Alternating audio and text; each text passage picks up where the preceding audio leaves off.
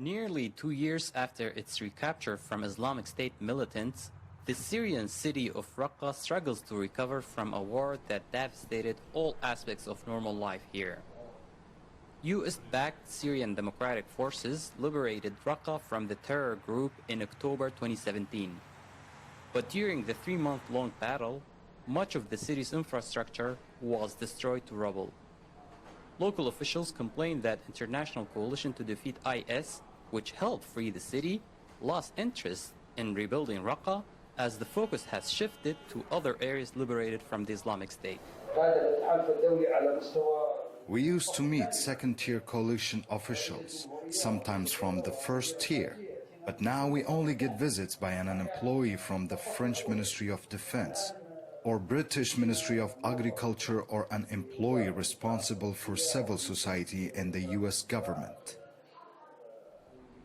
The Raqqa Civil Council, which was founded during the battle to liberate the city, has been largely responsible for reconstruction.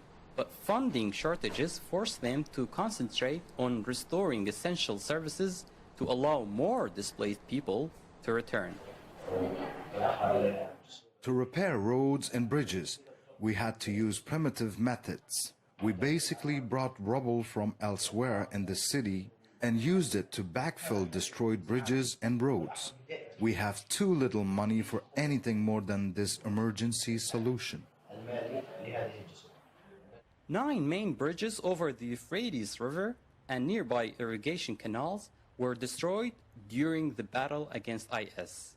So far, only 3 have been repaired. Returning Raqqa residents find a lot of wreckage.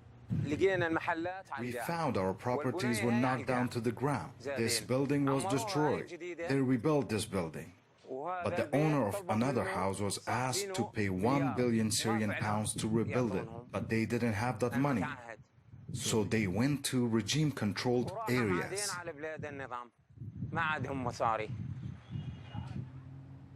The deteriorating local economy makes returnees wonder if coming back was wise. The economic situation is bad. The market movement is slow and prices are too high, and there is no electricity. Without prompt progress in Raqqa, local officials warn extremism could rise again in the city and beyond. War on terror isn't only military. If we don't pay attention to agriculture, education, and healthcare, in the next 10 years, a new generation of terrorists will rise here. The United States last year cut about $230 million in funding for northeast Syria. Washington said it would instead rely on financial contributions from countries such as Saudi Arabia, UAE, and other members of the anti-IS coalition.